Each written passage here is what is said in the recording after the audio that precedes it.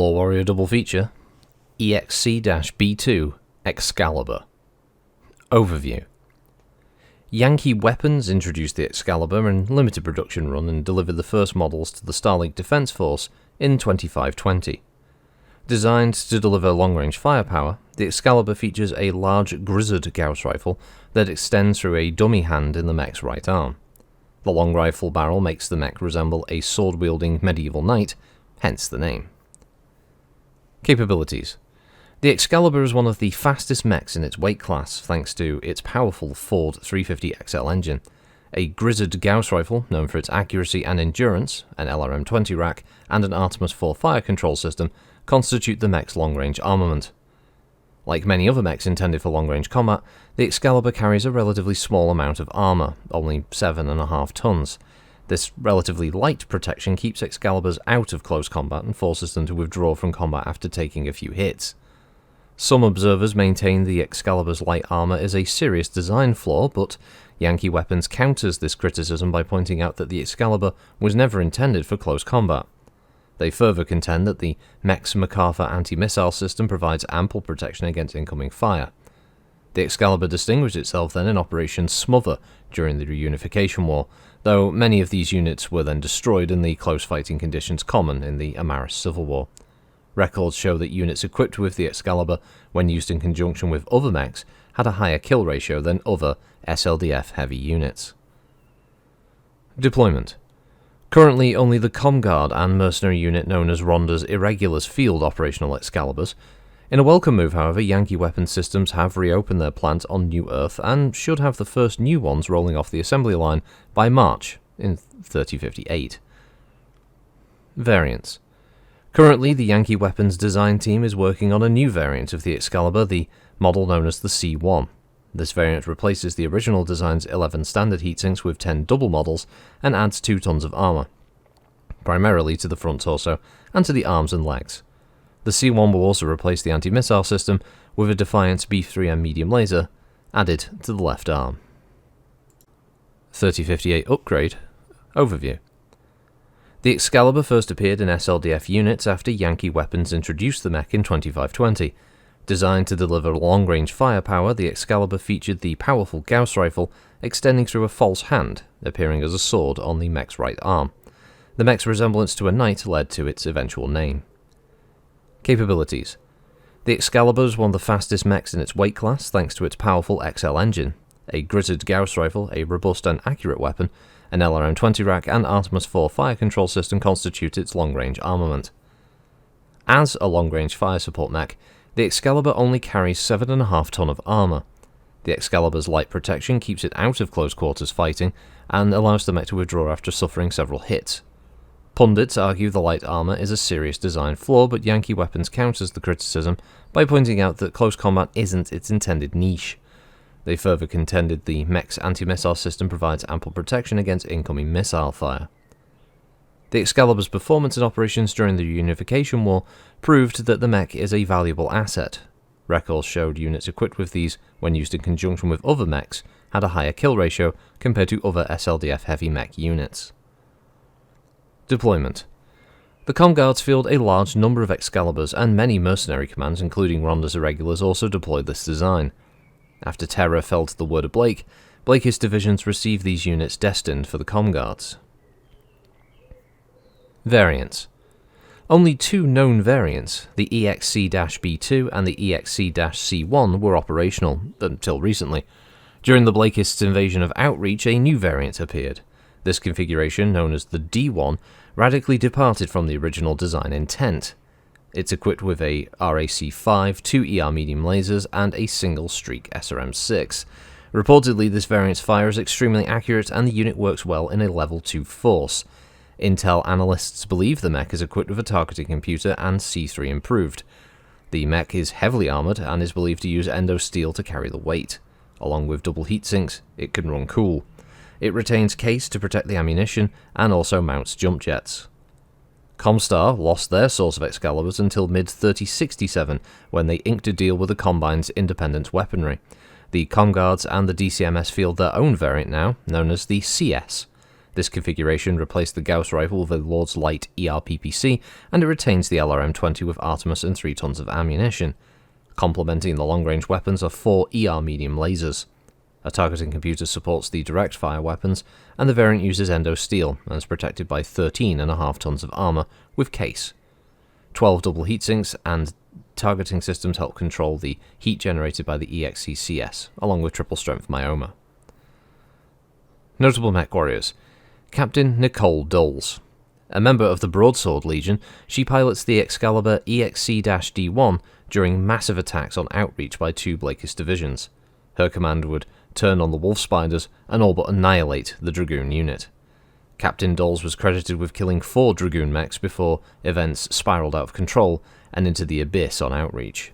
When the nuclear and orbital bombardment commenced, Captain Dulles decided it was time to leave, and she led the remainder of her company to commandeer a dropship and escape during the confusion. She reportedly told a Dragoon survivor that she wasn't going to be party to this kind of destruction. Adept Conrad Dobson. Adept Dobson originally piloted a Warhammer during the Battle of Tukiad, but that was lost when he fought against the Ghost Bears. He received a new Excalibur after he recovered from his wounds on Terra. Stationed in North America when the Blakist attacked, he commanded a guerrilla war until they finally made it off-world when the evacuation was ordered. Once again, his mech was shot out from underneath him. After recovering from his wounds suffered on Terra, Dobson then received another Excalibur and participated in the destruction of the Smoke Jaguars as part of Task Force Serpent. During the assault on Huntress, Dobson used his Excalibur to destroy a number of Jaguar mechs. Dobson and his mech survived to sea fighting during the Fedcom Civil War, and during the Jade Falcon incursion his luck ran out, and he lost his mech again. After the war, the Comguards awarded him their highest honour for valour, and he received the new CS model, which he piloted stationed on Tukiad. Adept Dobson was listed as MIA after the Blakists pummeled the planet with orbital bombardments. Sorry about that bit at the end there, with the throat suddenly decided to go very dry for a second. I had to try and just finish that bit, so apologies there. But yes, the Excalibur at 70 ton on the Corbine 1 chassis. Power plant is a Ford 350XL with cruise speed of 54 and max speed of 86 kph with no jump capacity. Its armour is Preback 9000 with case. Its armament is a single Grizzard Model 200 Gauss rifle, an Ingrid Systems LRM-20 missile rack, and a single MacArthur AMS system. It's manufactured by Yankee Weapon Systems, Scoble Mechworks, and Independent Weaponry, respectively being produced on New Earth, Terra, and Quentin. Its communications system is the Falk 203 Comset, and its targeting and tracking system is the KBC Starsight model QTA-1. This translates into a 70-tonner that can walk 5 and run 8, and it only has 11 heat dissipation because, well, frankly, it doesn't need doubles. Originally, but obviously I'm assuming one of the later versions does, but obviously the TROs very rarely have all the variants listed. That's why you got to buy the record sheets, folks. It has armor of 9 on the head, 16 on the CT, 5 on the rear, 14 on the right and left torso, 5 on the rear, and 13 on the arms and legs. The Gauss rifle is located in the arm, as it mentions. 16 rounds of ammo in that. The LRM-20 is in the left torso, backed with the fire control being put there with 12 rounds of fire in the left torso. The AMS is in the CT, which also has 12 rounds of fire, and it has case in both left and right torsos. Not a bad looking mech, don't dislike it, and I also like the fact that it's one of those mechs that has a role on the field. It's designed to do one thing, and it does it relatively well, and when shit starts to go south, it gets out of there, which is actually harkens back to a lot of the original writing of Battletech, is that mechs weren't standing there slugging it out toe-to-toe. The idea was supposed to be that battle mechs were on the field, and while they had the superiority or the advantage, then pilots would push it, but as soon as things got a little bit hairy and they started to take damage, most mech pilots would withdraw from the field because mechs weren't plentiful, and getting certain repairs or rearmaments was not very common, so you wouldn't want to seriously risk your machine.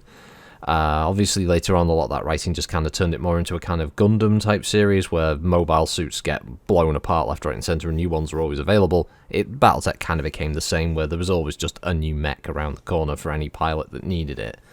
But it's nice to see the Excalibur kind of mention that with this write-up. It's not a bad-looking mech. It's definitely one that I would happily use as a foe on the table. It'd even be one I would definitely offer to players if I was running a series of missions in this kind of time frame, because yeah, it's interesting. I like it. It's another one of those mechs that gets retconned into the idea that, oh, there's Excaliburs floating around in the Innisphere somewhere. Yo, there might be one or two in like a private collection.